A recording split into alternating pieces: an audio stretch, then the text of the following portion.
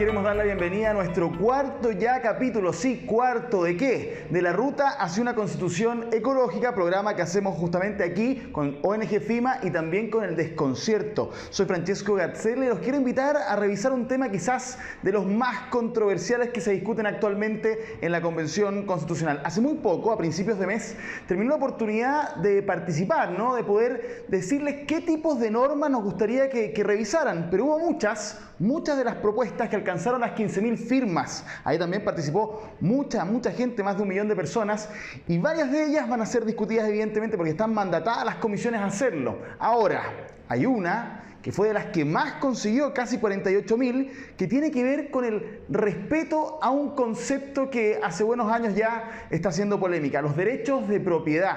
Hay otros que van a tomar esa discusión para agregarle una llamada función social o ecológica a la propiedad. Bueno, ¿qué significa eso? Yo creo que es evidente que ustedes ya se dan cuenta que este tema va a ser controversial. Lo es hora de que lo discutamos, por supuesto, aquí también en la ruta hacia una constitución ecológica. Entendiendo que el que es dueño de un árbol es dueño del árbol, pero no es dueño de la conexión que existe entre ese árbol y, por ejemplo, la producción de oxígeno, la fijación de carbono en el suelo. Bajo este concepto uno puede establecer que el derecho de propiedad no solo otorga facultades, sino que también obliga al que tiene este derecho a usarlo también en función del bien común. Nuestra estrecha y milenaria relación con la tierra y recursos no se refiere entonces a concebirla como medio de subsistencia, sino porque constituyen un elemento integrante de una cosmovisión, espiritualidad y por ende nuestra identidad cultural.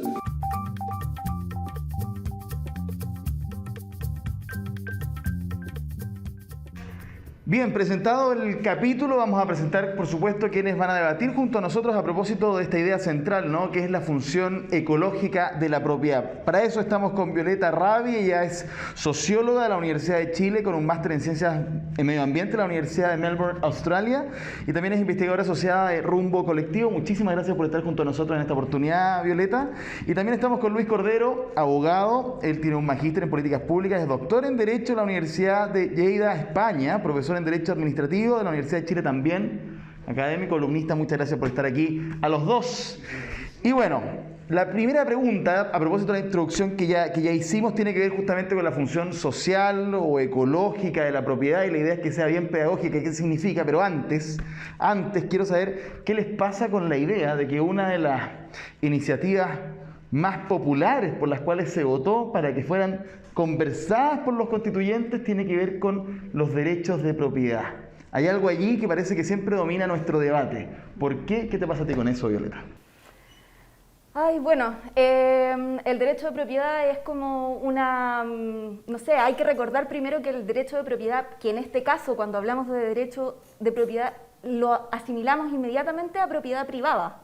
Ese ya es un ajuste, un enmarque que no necesariamente es un hecho natural, sino que es una construcción social y que en Chile, a partir de los años 80 principalmente, se ha arraigado muy fuertemente en nuestra subjetividad. Por lo tanto, no es tan sorpresivo que una iniciativa popular de norma de esas características aparezca con bastante apoyo. Ahora, mi impresión es que yo leí la norma que obtuvo algo así como 40 y tantos mil apoyos. Casi 48.000, de las que más consiguió. De las más grandes, de las más. Ahora es evidente por qué también, si no, no le demos una vuelta tan larga. Porque claro, habían un montón de iniciativas populares de variados temas en donde había más de varios como grupos proponiéndola, mientras que estas más acotadas a un cierto sector político también, claro, lograron confluir en ese tipo de las grandes banderas que se supone que defienden. Grupos bien organizados también, justamente sí, para conseguir los votos, las firmas, pero ¿es como volver al pasado o es presente esa discusión? ¿Y qué significan los derechos de propiedad? Es pasado, presente y futuro, porque lo que uno por un momento olvida es que la idea de derecho de propiedad es una idea del constitucionalismo en los últimos 200 años y un mecanismo como de autodeterminación, ¿no? Es decir, de hecho la idea de reconocer propiedad está en las declaraciones iniciales de derechos civiles y políticos, en la Declaración del Derecho del Hombre y del Ciudadano, etc. La pregunta, sin embargo, es que ese concepto ha ido mutando en el tiempo. De hecho, a finales del siglo XIX, esa idea de propiedad como un mecanismo de autodeterminación tiene un problema, que es el ejercicio abusivo de la propiedad, y entonces como que los mecanismos privados no sirven, y lo que sucede con la primera parte del siglo XX, que es el constitucionalismo social, que dice, no, momento, la propiedad también tiene obligaciones. Y ahí es donde nace el concepto de función social de la propiedad, ¿no? que Chile lo comienza a madurar en la década de los 20 en adelante. Entonces, cuando uno habla de propiedad, por cierto, está hablando de mecanismos de autodeterminación, pero también, y yo creo que esto es lo relevante, en los últimos 100 años, esa propiedad también tiene obligaciones para con terceros. Y esa es la idea de función social de la propiedad. Ahora, ¿cuál es el equilibrio? Ese es otro problema, en el fondo, ¿no? Lo que pasó con la Constitución del 80 es que si bien la Constitución del 80 habla de función social de la propiedad, tiene una idea de propiedad completamente abarcativa de todo el espectro constitucional y por lo tanto lo que hace es que desequilibra. Un ejemplo sería el siguiente. En la Constitución del 80 hay función social de la propiedad vinculada al medio ambiente, por ejemplo, patrimonio ambiental. Pero es tan desproporcionado su construcción que lo que hace es que desequilibra las obligaciones con los derechos en el fondo, ¿no? Y por eso es futuro, porque cuando uno dice, ok, cuando hablamos de constitución ecológica, cuando hablamos de función ecológica de la propiedad, lo que estamos hablando es de algún otro modo de una actualización de lo que es el concepto de función social de la propiedad. Y eso nos pone en una perspectiva futura de muy distintas dimensiones. Perfecto. ¿No? Violeta, ¿qué entiendes tú entonces por esa idea, ¿no?, de lo social, de lo ecológico en el derecho de propiedad? O sea, es súper importante lo que comenta Luis, porque finalmente el derecho de propiedad privada, bajo la lógica del siglo XX, o sea, no estamos hablando de una innovación, sino que había una reflexión ya suficientemente madura como para decir de que en realidad la propiedad es tanto un derecho como una obligación. Y eso implica entonces que el límite de mi derecho sobre la propiedad tiene que ver con las responsabilidades sobre el bien colectivo, y en eso entonces surge con mucha fuerza, por ejemplo, la protección al medio ambiente, en donde entonces el dueño de una propiedad es también un custodio de ese servicio. Entonces hay una lógica de servicio público también muy importante, y en donde entonces también lo que pasa en la Constitución del 80 justamente es que ese desequilibrio se ve también porque muchos elementos que podrían ser entendidos como de propiedad colectiva o de propiedad pública, de facto, en la práctica, lo que ocurre es que hay una privatización. Y eso es también una situación súper anómala en el resto de las constituciones, y que es algo que también debemos corregir, pienso yo, en esta nueva visita de los derechos y las obligaciones. Es interesante eso, porque quiero que hablemos también de la experiencia que conocen de otros países, pero yo soy periodista de política, como se define, y en el discurso de los políticos, el tema de los derechos de propiedad parece ser muchas veces un desde, o un límite, o esto, de aquí para adelante lo que quieran, pero de aquí para atrás no. ¿Por qué? Hay como unos miedos asociados a los derechos de propiedad privada. Estuve en algunos programas de algunos candidatos presidenciales, algunos que llegaron a la moneda hace un tiempo, y siempre es un tema como de un antes y un después. Claro, lo que pasa es que yo creo que hay que tener cuidado con dos cosas. Porque pareciera que cuando uno habla de propiedad está hablando que vale lo mismo el derecho sobre mi inmueble que el que yo puedo tener para desarrollar una actividad que implique la explotación de recursos naturales. Y la verdad es que son dos hipótesis bien distintas, ¿no? Entonces lo que nosotros hemos tenido es un cierto maximalismo de la propiedad. Para decirlo en términos sencillos sería lo siguiente, ¿no? Sí, tú eres dueño de tu vivienda, de tu departamento, pero no puedes construir lo que se te antoja en ese lugar, porque tienes obligaciones con el público, y eso es la regulación del plan regulador, con tus vecinos, pero si además, supongamos por un momento que tú tienes tu propiedad, pero estás en una zona que es un corredor biológico, o donde hay un espacio de biodiversidad relevante, un humedal, claro, será tu propiedad, pero el hecho de que exista un activo ambiental tan relevante supone que sobre tu propiedad existe una obligación. Supongamos por un momento, esto no solo pasa en medio ambiente, ¿no? Esto sería, por ejemplo, también lo que pasa con el patrimonio cultural. A lo mejor la casa tuya, tu familia, tiene la historia de Chile, y entonces a nosotros nos interesa proteger la memoria histórica, y entonces la vivienda es monumento nacional. Entonces, ¿qué es lo que quiero decir con eso? Que en esas dinámicas de derechos y obligaciones es donde se están las cosas. Pero otra cosa distinta, que yo creo que es el punto que plantea Violeta, es qué sucede cuando yo tengo mis vínculos con recursos naturales. Y claro, mis vínculos con recursos naturales, mis vínculos sobre la naturaleza, obviamente ahí hay ciertas custodias públicas, y yo no puedo homologar el mismo derecho que yo puedo tener sobre mi cuenta de ahorro sobre inmuebles, como aquellas actividades que yo puedo desarrollar explotando la naturaleza. Son dos cosas diametralmente distintas. Yo creo que parte del problema que nosotros tenemos es creer que todas se mueven en la misma categoría. Sí, y eso es súper clave porque, por ejemplo, en la Constitución del 80 justamente hace eso. O sea, transforma mi derecho de propiedad sobre inmuebles, por ejemplo, que es además, por ejemplo, la iniciativa popular de norma que obtuvo 48.000 apoyos. Si tú lees la propuesta, es justamente esa la demanda, que yo pueda utilizar, de hecho hablan de la casa propia, es sobre eso. Y en eso evidentemente creo que hay un suficiente consenso como para decir, la Constitución, la nueva Constitución no pretende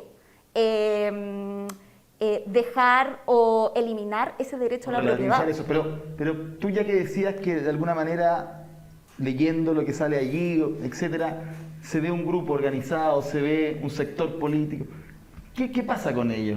No, si tratamos de empatizar con ese grupo de la población que quiere que esta cosa se mantenga así o que diga lo que... Es que eso se va a mantener así. Eso es lo que yo plantearía, que el derecho a la propiedad privada es un derecho que viene de la Revolución Francesa, que nace a propósito del origen de una autodeterminación en contra de la monarquía, y es un derecho privado individual de tus libertades.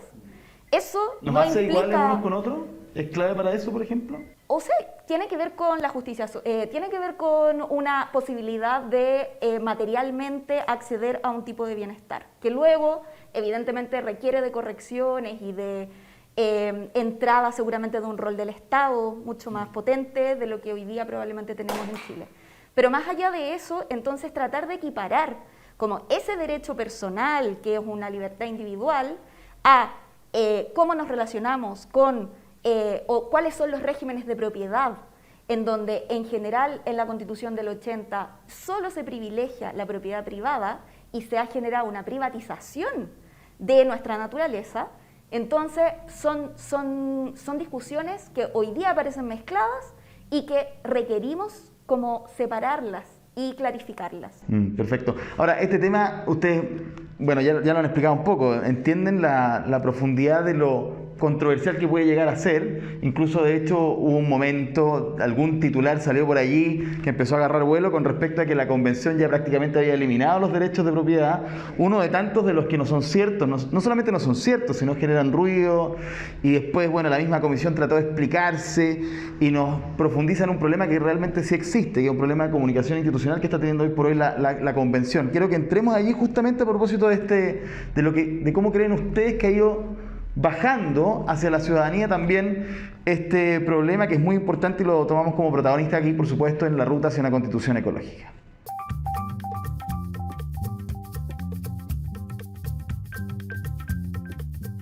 Bien, Violeta, Luis decía recién que de alguna manera la convención ha reconocido, no lo digo yo, un problema comunicacional. De hecho, su nueva directiva asume diciendo que es parte de los desafíos que tienen para esta segunda etapa, por decirlo de alguna forma, de la convención. Llevan un mes en el cargo, un poquito más, y hubo una renuncia entre medio, pero al no dar detalles siguen en esa tarea, ¿no? Y se generan polémicas, particularmente con esta, que sin duda es uno de los temas más controversiales. ¿Cómo comunicar bien o qué hemos hecho mal, no solamente por el tema de la convención, sino en general, cuando hablamos de derechos de propiedad? ¿Qué concepto clave? ¿Cómo definir una buena comunicación sobre la materia? Sí, yo creo que es un tema como bien complejo de comunicar porque hay mucha historia bajo el puente que hace además que valóricamente nos involucremos desde un espacio quizás como bien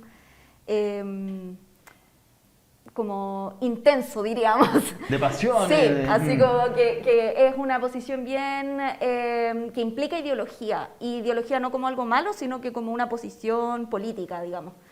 Entonces, en ese sentido, me parece que o sea, esta idea como de separar la idea de derecho de propiedad de los regímenes de propiedad es algo bien importante, y de dejar también de ver como un extremo esta idea de limitar la propiedad en función de un bienestar social o ecológico.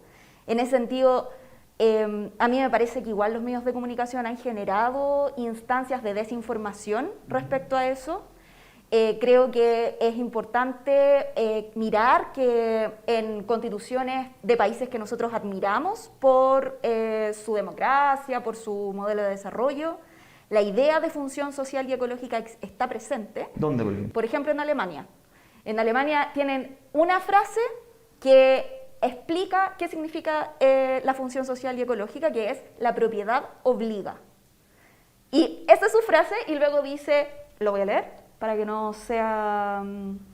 su utilización debe servir al bien de la comunidad.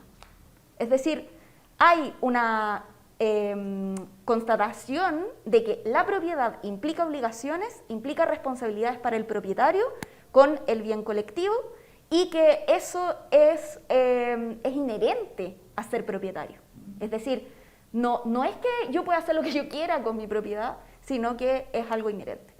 Y los alemanes son dueños de sus casas y no se las quitan. Por pero supuesto. Es que en Chile, Violeta, en Chile, Luis, hay quienes te van a decir, bueno, pero es que nos van a empezar a expropiar justamente por razones que pueden ser muy válidas, pero nos van a expropiar y nos van a pagar lo que dice el Estado, no el valor comercial, u otros dirán, se van a tomar los terrenos. Lo hemos escuchado, por eso lo planteo y sin ironía, lo digo en serio.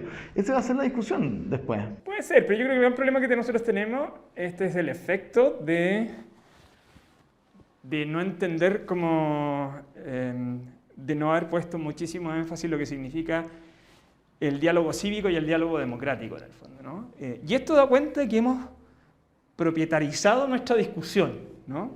Que es un poco lo que dice la Vineta. No hay que confundir el derecho de propiedad, que es un derecho fundamental, que aunque no lo dijera la Constitución, está en las convenciones que Chile ha firmado, que en el debate constituyente vamos a traer más intensamente los tratados internacionales, entonces no se preocupe, y también está garantizada que si... Ahora, ¿por qué es fundamental? Porque es un derecho que históricamente fue reconocido como un mecanismo de autodeterminación. Es decir, cuando se producen las revoluciones liberales, esencialmente lo que hay es que el acceder a la propiedad era un privilegio de algunos. Entonces, no, más de alguno va a decir, mire, el rey podrá apropiarse de lo que sea, pero no se puede apropiar de mi propio esfuerzo, ¿no? Entonces, la idea de la autodeterminación está en la propiedad. Perfecto. Entonces, ¿qué es lo que sucede en el siglo XIX? En el siglo XIX lo que pasa es que nos dimos cuenta que la propiedad que tenía esta pretensión igualitaria, en rigor, tiene un problema, porque solo algunos pueden acceder y otros no. Tiene los efectos propios de la revolución industrial, que son bien relevantes también para mirarlo en términos ambientales, y por lo tanto la propiedad genera condiciones asimétricas. Y al generar condiciones asimétricas, entonces viene toda esta discusión de que, bueno, aquí la propiedad no es simple disponibilidad arbitraria de lo propio, sino que los propietarios también tienen obligaciones en el fondo, ¿no? Y ahí viene la idea de función social de la propiedad. Y si el Estado quiere privarme de mi propiedad porque hay un legítimo interés público, bueno, eso es expropiación de hace muchísimos hace siglos, Pasa, ¿no? Entonces, ¿qué es lo que hay? Pero no incentiva a Pero que haya mayor... Es que lo que pasa es que yo creo que lo que por una razón relativamente simple no es así. Porque por eso digo, yo creo que lo que hemos hecho en el discurso público es que hemos propietarizado, y eso significa privatizada la discusión pública. Uno es el derecho de propiedad y otro son los regímenes de propiedad. No es lo mismo la propiedad sobre mis ahorros, sobre mi vivienda, que la propiedad sobre los recursos naturales. Entonces, ¿qué es lo que sucede? ¿Qué es lo que sucede? En la Constitución del 80 asumimos que a propósito del derecho de aprovechamiento, eso prácticamente me hace dueño del recurso hídrico, y eso no es cierto. Entonces, lo que nosotros hicimos en el modelo constitucional del 80 es que maximizamos, es muy maximalista en términos de derecho de propiedad, y eso afectó al discurso público, por cierto. Entonces, cuando es iniciativa de ley, uno la lee, o sea, es iniciativa popular, uno dice, pero nadie está pensando en esto. ¿Por qué pasa eso? Bueno, pasa esencialmente porque se extendió. Y claro, tenemos otras iniciativas que probablemente no son correctas desde el punto de vista técnico, que asumen más o menos que aquí llegar y poder expropiar cualquier tipo de actividad. Y eso también es un error en el fondo, ¿no? Porque termina transformando esto debates importante desde el punto de vista de la política pública en caricatura. Entonces por eso, yo creo que yo lo puedo explicar mejor que yo, pero yo tengo la sensación de que aquí lo que tenemos es uno de los efectos de la idea expansiva de propiedad, es que también como que hemos privatizado parte de ese debate público, y eso nos genera muchísima confusión, ¿no? Y si lo llevamos a lo práctico, ¿qué vamos a escribir allí, ya que tú nos das el ejemplo alemán, para que la función social o ecológica conviva con lo que ustedes han dicho, los dos lo dijeron, ¿eh? Porque es algo fundamental, el derecho mismo a la propiedad? Entonces, ¿qué es lo que tiene que decir ahí para que no sea letra muerta, para que el debate no se mantenga como lo tenemos a pesar de toda esta discusión? O sea, yo no diría que es letra muerta. Lo que estamos viviendo hoy día es el efecto, porque mucha gente piensa, no, pero si la Constitución, ¿para qué la Constitución en el fondo? Y yo creo que primero es súper importante decir de que son las bases de todas nuestras leyes, del contrato social y ecológico que estamos haciendo y todo. Entonces, primero, es decir, estamos viviendo las consecuencias de mezclar justamente un derecho fundamental con el régimen de propiedad que se privatizó. Entonces, y esto así como muy cortito, después lo podemos como profundizar, pero el hecho, por ejemplo, de que en el artículo de derecho de propiedad de la Constitución del 80 se tratara de que era una propiedad, algo que fue concesionado y entregado, que fue entregado de manera gratuita y a perpetuidad, eso es una privatización de la naturaleza que es inédita en el resto del mundo. O sea, no existen países que se entregue para siempre algo gratuitamente además a un privado y que el Estado nunca más lo pueda recuperar, excepto expropiándolo, ¿cierto? Y eso es una condición que hay que corregir, porque hoy día la crisis ecológica, la desigualdad social, amerita tener una deliberación sobre eso. Pero de nuevo, ¿qué tiene que decir allí en tu opinión? No te digo exactamente las palabras, pero para entender, para bajarlo, para que leamos un poco más de pedagogía incluso, para que justamente lo que tú dices ocurra realmente. O sea, tenemos que equilibrar este derecho fundamental de la propiedad junto con su función social. O sea, hay que reconocerle su función social y ecológica. Y eso hay varios fraseos, ya decíamos el de Alemania, el de Colombia. Las propuestas que se están haciendo en la Comisión de Derechos Fundamentales van más o menos en esa misma línea. Es decir, de que no sea un límite a la propiedad, sino que sea una condición inherente de la propiedad. Luego seguramente van a venir un par de artículos sobre expropiación, en qué condiciones, y eso también es una protección para las personas, una garantía de que si es que el Estado estima que se necesita por razones de legitimidad, de responsabilidad social o qué sé yo, expropiar un bien inmueble, por ejemplo, entonces tú tienes ciertos derechos.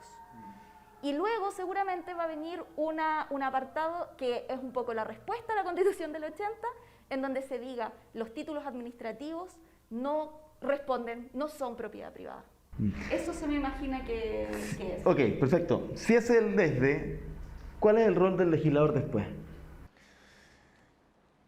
A ver, yo creo que tiene mucho que ver con la idea, y eso tiene que ver con el futuro, ¿no? O sea, hoy día la propia Constitución del 80 sí habla de función social de la propiedad. O sea, ni siquiera los constituyentes del 80 pudieron pasar por encima de la función social de la propiedad. Eso es lo que quiero hablar de la potencia del concepto, ¿no? Y lo segundo es que una de las causales de función social de la propiedad en Chile, con la Constitución del 80, es la protección del patrimonio ambiental. Ahora, con las articulaciones más o menos que comentaba la Violeta, que yo creo que efectivamente van hacia allá, ¿no? Y que más o menos nos pone en las líneas relativamente consensuadas en los distintos países del mundo. La pregunta es qué tipo de política pública vamos a hacer hacia adelante. Y yo creo que, haciéndole honor a este programa, en estricto rigor, cuando uno habla de si vamos a mirar la función ecológica como una actualización de la función social de la propiedad, lo que subyace a la idea de constitución ecológica no solo tiene que ver con propiedad, tiene que ver con ciertos principios, tiene que ver con deberes intergeneracionales, tiene que ver con qué tipo de medio ambiente garantizamos, tiene que ver con el equilibrio ecológico como frontera o límite de maximización. Es decir, o sea, hay una idea que es más sistémica en el fondo, ¿no? Y en ese contexto, el gran rol del legislador hacia adelante es cómo articula ese concepto de constitución ecológica, donde uno de los elementos es función social de la propiedad basado en esto, con ese concepto de políticas públicas. Pero hoy día, pongamos algún ejemplo, hoy día con esta constitución tenemos una ley de humedales urbanos, que es una evidente manifestación de la función social de la propiedad en base a criterios de biodiversidad. O sea, y eso es bien relevante. Ahora, ¿por qué puede pasar esto ahora y no pudo pasar en la década de los 90? Por cierto, porque además en la década de los 90 teníamos a su vez una interpretación de operadores del sistema legal extremadamente conservadores en la propia interpretación de la Constitución. Entonces, si uno mira, por ejemplo, la jurisprudencia de la Corte Suprema dice, mire, no necesita usted que exista una declaración formal de humedal urbano, porque si están las condiciones ecológicas de ese humedal debe ser protegido. Oiga, pero es que yo soy dueño. No, pero es que lo siento. Usted tiene entonces los deberes que provienen de la función social de la propiedad y en consecuencia muy suya podrá hacer, pero si quiere hacer algo tiene que entrar al sistema de evaluación de impacto ambiental, que tiene que adoptar. Entonces, lo que quiero decir con esto es que hacia el futuro, nosotros también tenemos ahora, y fundamentalmente en la última década, una serie de aprendizajes que nos permiten proyectar hacia ese futuro y mirarlo en términos más dinámicos. Y ahí están otros debates interesantes como la custodia pública de la naturaleza. Y el legislador no podría, estoy imaginándome también un debate del Congreso que vamos a tener a partir del 11 de marzo, y lo pregunto sinceramente, si es que alcanzaran ciertas mayorías circunstanciales hacia el lado de los que quizás firmarían esta iniciativa popular de norma, ir limitando lo que tú nos señalabas, Violeta, recién de cómo crees tú que va a terminar esto en la Constitución.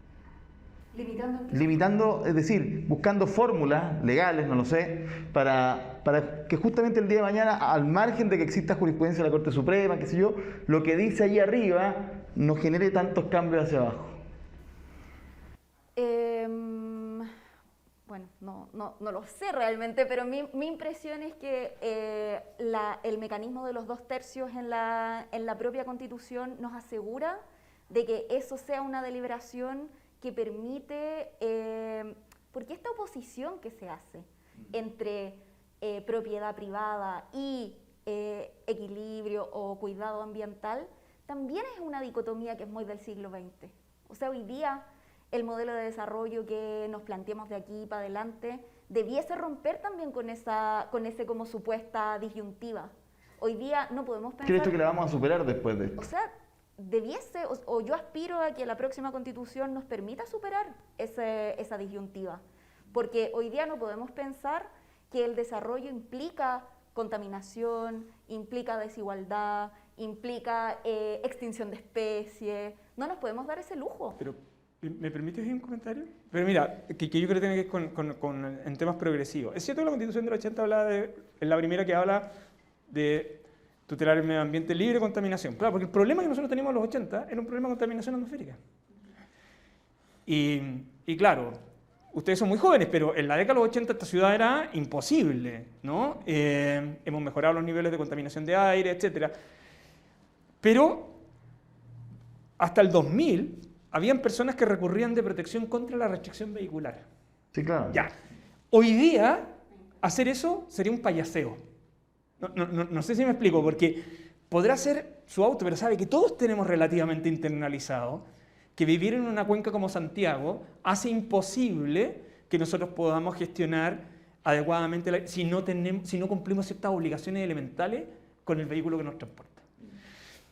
Y por eso tomo lo que dice la Violeta, porque yo creo que hacia adelante, en lo que tiene que ver con actividades económicas o las propias actividades que cada uno puede desarrollar en espacios donde hay tutela ecológica o ecosistémica, nosotros también debemos entender que ahí hay una relación donde esos ecosistemas proveen de servicios ambientales y cuidarlos también es un beneficio no solo contemplativo, sino que también económico. Es decir, tener un bosque al costado de un lago beneficia a quien quiere tener oxigenado ese lago en el fondo, ¿no? Entonces, oye, Luis, bueno, muy interesante y de hecho nos da el pie para que avancemos al tercer bloque que tiene que ver justamente con las empresas. con los que van a decir, bueno, ¿qué pasa con la certeza en todo esto? Esto es parte de la ruta hacia una constitución ecológica.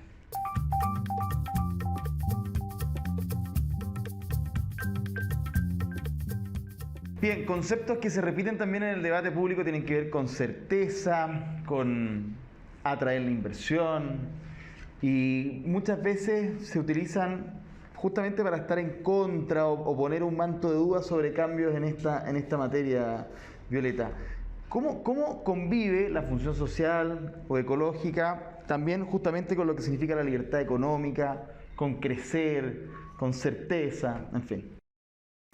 Sí. Bueno, hablábamos recién de la disyuntiva, ¿cierto? Entre crecimiento y cuidado ambiental y todo, y cómo eso, desde mi punto de vista, representa más un discurso del pasado que del futuro. Ahora, en temas de uso, no necesariamente de propiedad, pero que hasta ahora se ha entendido como propiedad, que es esto que les decía de que la Constitución permitió que se privatizaran muchos y se transformaran en propiedad privada muchos elementos naturales, eso definitivamente va a ser reformulado en la nueva Constitución. Ahora, ¿eso es bueno o malo para la actividad económica? Bueno, a mi parecer eso va a depender más bien de cómo se lo tomen los propios empresarios y cómo se adapten y cómo adapten el negocio para eso. ¿Por qué? Porque hoy día en el mundo, como les comentaba, no hay un régimen de propiedad como el que existe hoy.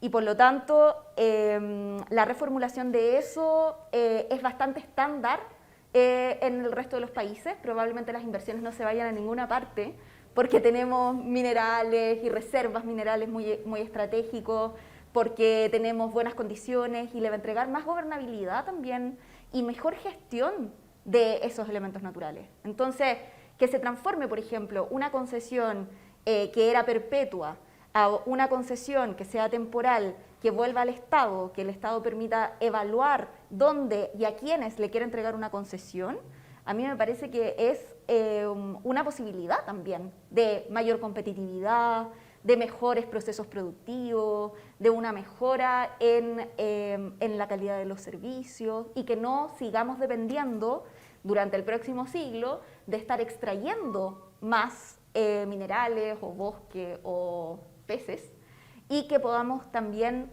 repensar nuestro modelo de desarrollo en una lógica de aumentar la productividad, la diversificación y el conocimiento en torno a eso.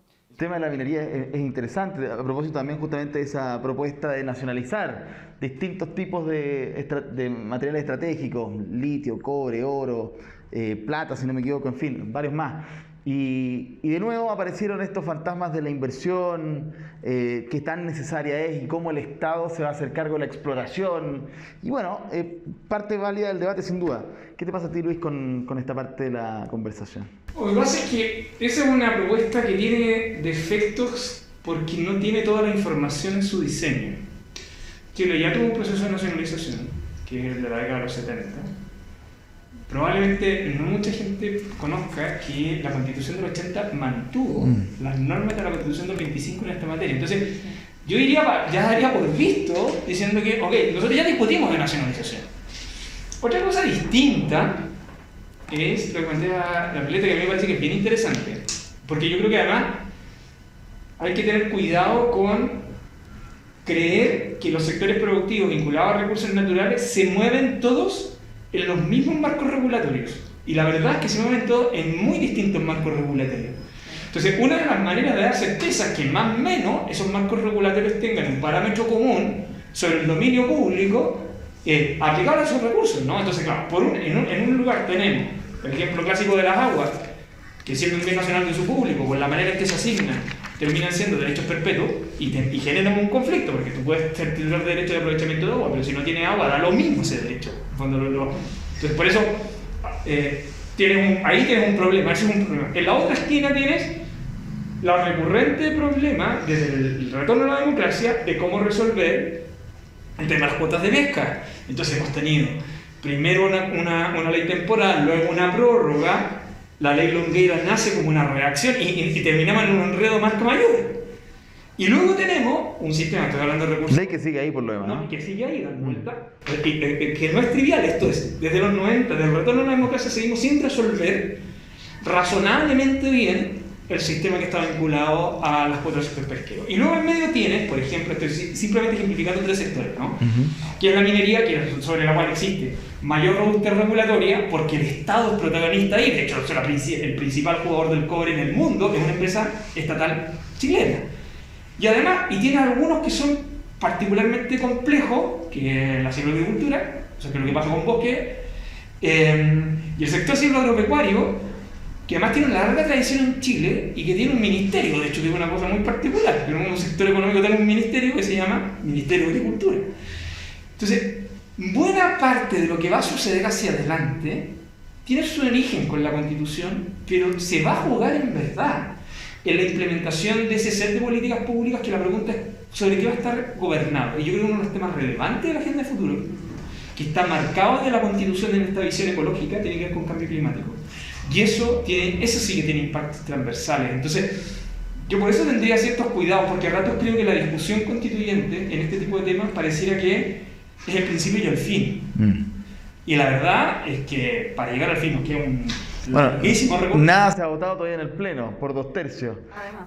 Algunos dicen que en varias materias, no sé, esta les pregunto a ustedes, de alguna forma lo que hemos escuchado hasta ahora, por lo cual hay muchos muy preocupados, en realidad es simplemente una estrategia más política, dejar el tejo un poquito más corrido para después en el Pleno generar algo más razonable. En temas de derechos de propiedad, lo que tú has visto en la discusión, va a ir cerrando ya, ¿te mantiene optimista, te motiva, es más o menos lo que hemos conversado? ¿Tienes claridad de si están los 2/3 para lo que hemos conversado, justamente como para darle una perspectiva ya a lo que va a pasar allí dentro de poco? Yo soy muy optimista respecto al trabajo que se está haciendo. Hay una cantidad de gente, de asesores, de los propios constituyentes que se han ido formando, han recibido mucho apoyo de muchas organizaciones, de universidades. Por lo tanto, hay una reflexión que se ha estado amasando y por supuesto que está cruzada por estrategias políticas y por formas, pero yo encuentro muy interesante que es la primera experiencia que tenemos de deliberación en una condición de apertura tan privilegiada.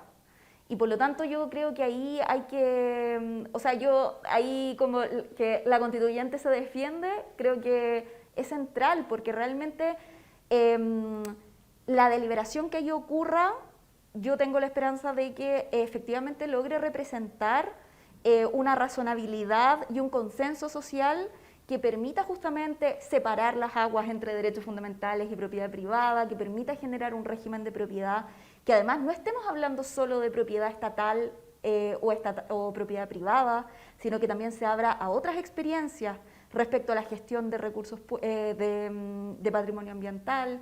Por lo tanto, hay varias cosas que están emergiendo y que son cosas de primera línea y que nos van a permitir también mirar hacia el futuro de otra forma.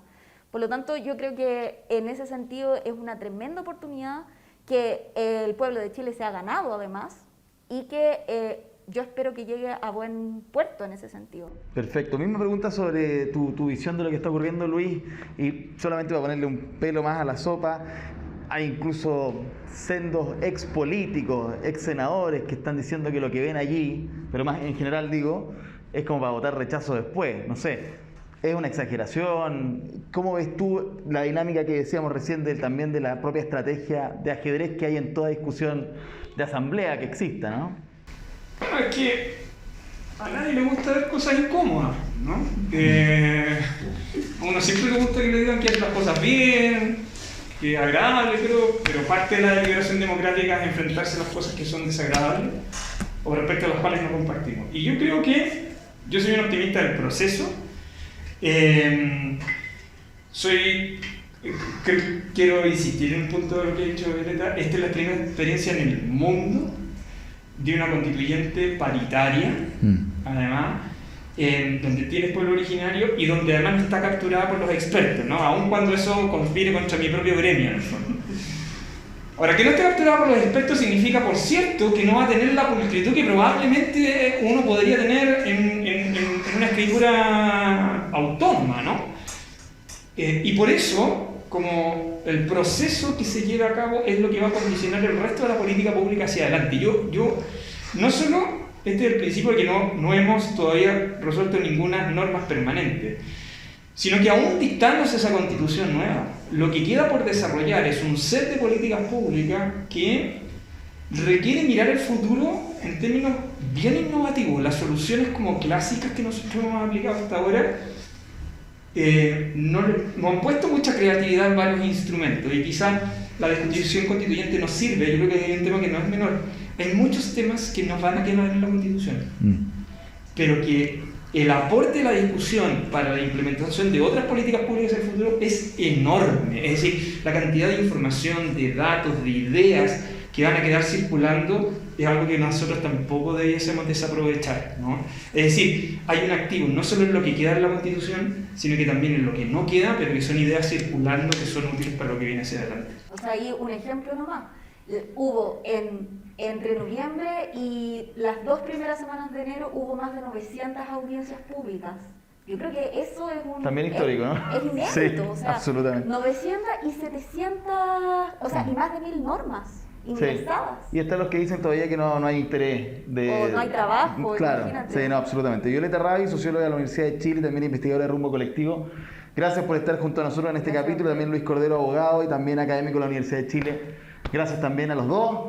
Entretenidísimo capítulo. Los dejamos invitados, por supuesto, para volver a verlo si ustedes quieren y, por supuesto, escribir comentarios, participar también de lo que significa la ruta hacia una constitución ecológica. Despedimos siempre el programa con un aplauso nosotros. Así que, chao, estén bien.